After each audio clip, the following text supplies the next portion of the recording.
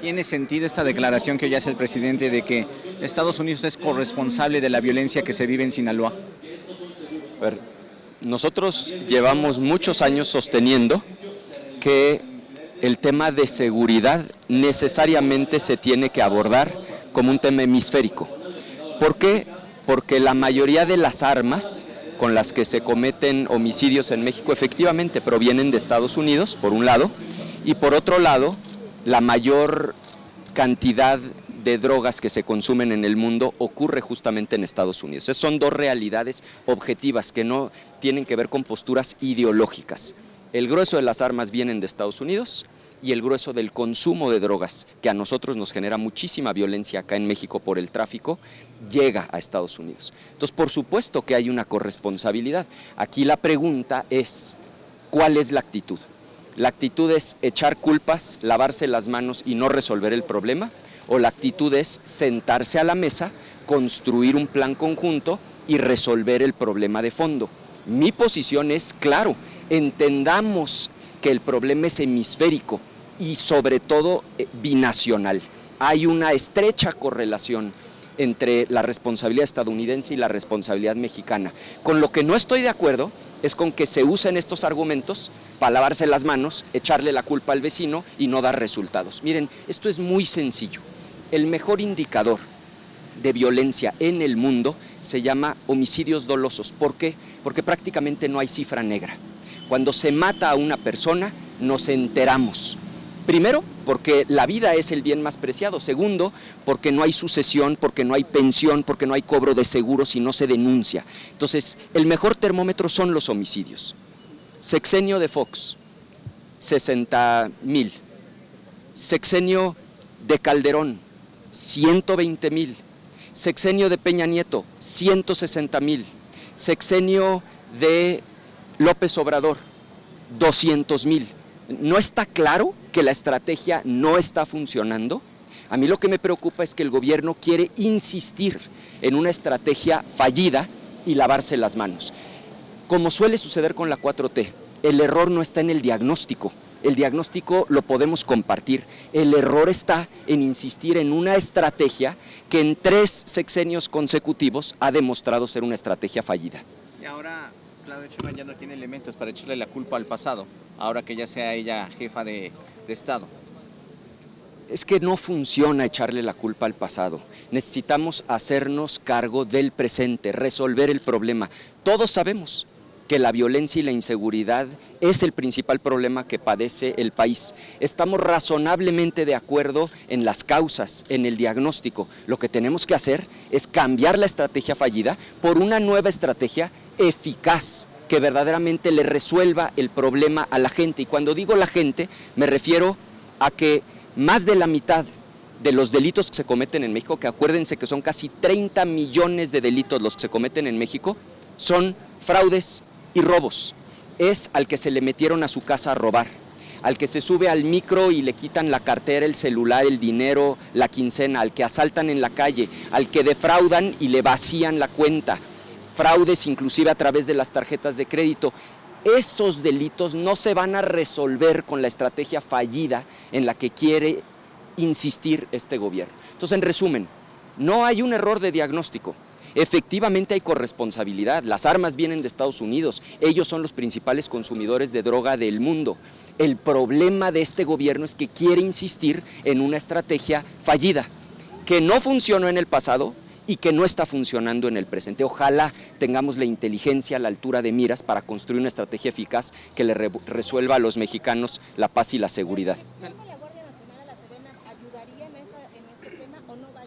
Es insistir en una estrategia fallida que empezó en el sexenio de Felipe Calderón. Están insistiendo en algo que no funciona. No es que no haya confianza a los militares. La inmensa mayoría de los mexicanos confiamos en nuestras Fuerzas Armadas, confiamos en el Ejército.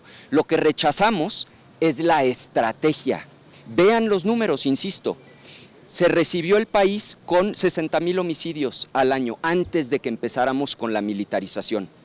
Primer sexenio se fue al doble, a 120,000, fue el de Felipe Calderón. Siguiente sexenio se disparó a 160,000 con Peña Nieto. Este sexenio va a terminar arriba de 200,000. ¿En serio no entendemos que esa estrategia no está funcionando? Decía Einstein que la locura es hacer lo mismo una y otra vez y esperar resultados diferentes. No va a haber resultados diferentes si insistimos en el error. Ricardo, Felipe Calderón abrió la caja de Pandora respecto a la violencia, porque digo, pues ha sido una estrategia que se ha continuado, pero pues viene de ahí y pues parece que vamos a seguir ahora pues, más. Yo les decía al principio, no caigamos en la puerta falsa de echar culpas. Yo creo que los presidentes de México de entonces hasta acá lo han hecho creyendo que van a resolver el problema. Han actuado muy probablemente de buena fe. Nada más que en política no basta la buena fe.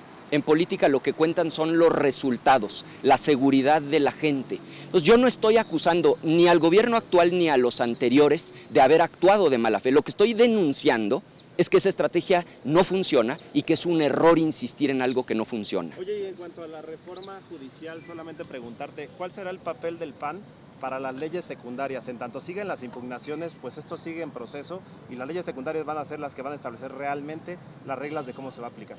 Así es, el día de hoy se instala precisamente la Comisión de Justicia, en donde tendremos que estar discutiendo las leyes secundarias. Miren, nosotros queremos que le vaya bien a México, queremos que le vaya bien al país, queremos que le vaya bien al nuevo gobierno, porque si le va bien al nuevo gobierno, le va bien a las mexicanas y a los mexicanos.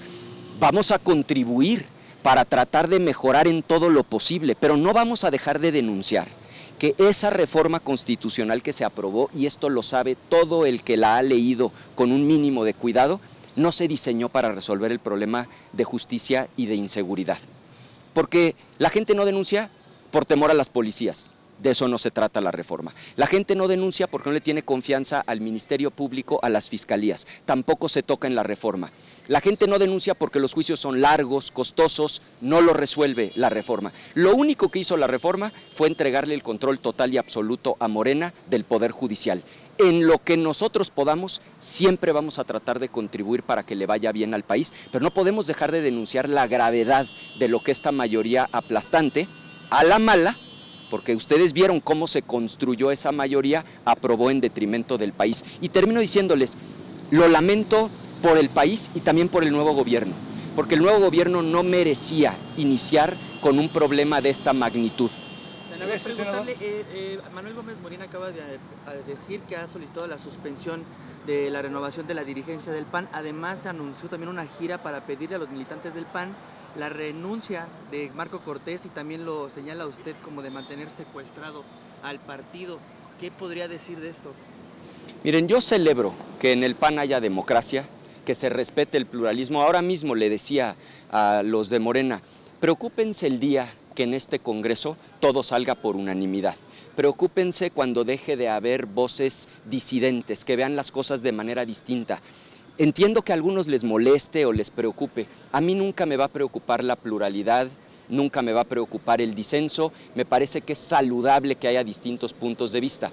El PAN al final es un partido, ustedes lo saben, fundado por abogados, tiene reglas muy claras. Habrá que seguir esas reglas y habrá que finalmente tener una nueva dirigencia. Yo reitero lo que he dicho, no se exagera cuando se plantea que en este momento el dilema para el PAN es renovarse o morir. Creo que el PAN tiene una última oportunidad para hacer un cambio profundo, radical, de apertura a los ciudadanos y espero que ese sea el fruto, esa sea la consecuencia de la renovación de nuestra dirigencia a partir de noviembre. ¿Vas a que se abra la votación al público en general, que era lo que pedían algunos de los aspirantes? Los detalles específicos pues se tendrán que discutir, pero yo simpatizo por supuesto con esa idea, pero creo que tenemos que ir mucho más allá. El PAN tiene que ser un instrumento al servicio de la gente si quiere ser útil a México. Senador, tiene la transición del poder. Yunes Márquez, que aún siendo panista, asiste a reuniones de Morena y aparte fue a sacarse la foto con Claudio Sheinbaum. Yo he sido muy claro sobre ese asunto. Hice todo lo humanamente posible por convencerlos de no dar su voto, porque estoy convencido de que esa reforma en el mediano plazo va a traer consecuencias profundamente negativas para el país. Y conste que yo se los dije, no estábamos pronosticando una corrida contra el peso, una devaluación inmediata. Lo que esa reforma va a frenar es la inversión de fondo. la inversión física que se queda en el país, porque cuando no hay certeza jurídica, no hay inversión, y si no hay inversión, no hay crecimiento, y lo saben. Cuando no hay crecimiento, no hay recaudación, el gobierno no va a tener dinero para fondear los programas sociales. No exagero cuando digo que se dieron un balazo en el pie. Lo vamos a ver de la mitad del sexenio hacia adelante. Van a hacer toser a la economía y tristemente quienes terminan pagando los platos rotos terminan siendo los más pobres. Entonces esto no es un asunto personal, no es un asunto de una persona, es un asunto de un daño a la nación. Pero en términos generales sí fue asunto de una sola persona, les dio el voto para tener una mayoría calificada. Sí, lo que quiero decir es, démosle perspectiva al tamaño del problema. Y segundo, no rehuyo a la pregunta, yo lo he dicho, la crisis que tiene nuestro país es doble. Por un lado, una mayoría aplastante que ya no escucha, que con prácticas gangsteriles saca adelante las reformas, pero por otro lado, una oposición que está diezmada, está debilitada, que no tiene hoy la confianza mayoritaria de los ciudadanos. Hay que reconocerlo, porque el primer paso para arreglar un problema es reconocer el problema mismo. Senador, en términos generales, Miguel Ángel Yunes es un traidor a los postulados del PAN. Como ya se los dije, yo le expresé con argumentos, sin insultos, sin descalificaciones, todas las razones por las que yo consideraba un error histórico dar el voto a favor de esa reforma. Lamentablemente no nos escuchó, él tomó esa decisión y creo que el daño en el mediano plazo va a ser enorme para el país. Pero ¿no fue un error también histórico del PAN haber encapsulado ese voto en la dinastía Yunes? ¿No tendría el PAN que hacerse cargo de ese error? No empecé yo mismo diciéndoles que la crisis es doble, que por un lado tenemos una mayoría aplastante que con prácticas gangsteriles saca adelante reformas que en apariencia son democráticas, pero que en los hechos no son más que el camino hacia el autoritarismo. Miren, vean esto con un poco de perspectiva y junten los puntitos. O sea, primero ya controlaban el poder ejecutivo y el poder legislativo.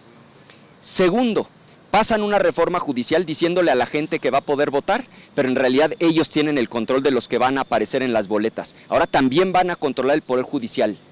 Quieren ya militarizar oficialmente la seguridad pública en el país. Y por último, prisión preventiva oficiosa, inclusive en casos de defraudación fiscal, que para que el público lo comprenda, ¿qué implica la prisión preventiva oficiosa? Que si el juez te vincula a proceso, aunque no haya ninguna prueba, por definición, porque así lo establece el 19 constitucional, te quedas en la cárcel.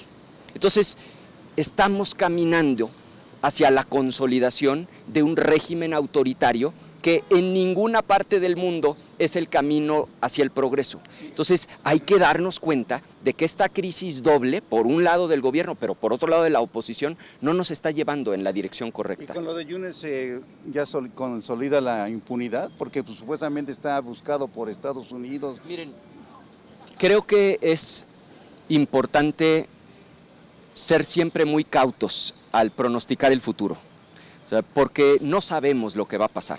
Acuérdense que durante la legislatura anterior, Morena tuvo muchas bajas de su grupo parlamentario.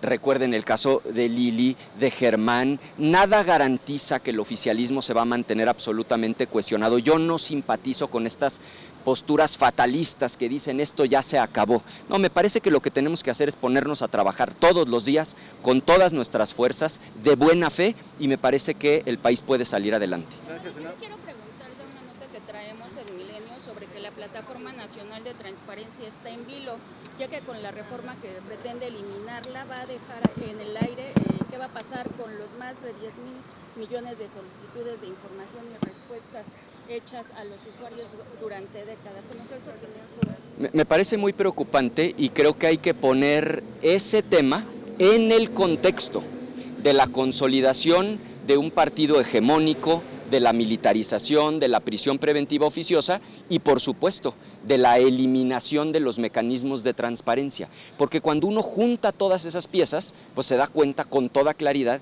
que estamos caminando hacia un régimen autoritario. No funciona la democracia si no hay transparencia y efectivamente lo que están haciendo es desmantelar los instrumentos que tienen hoy los ciudadanos para exigirle información al gobierno. Bueno, pues les agradezco. Gracias.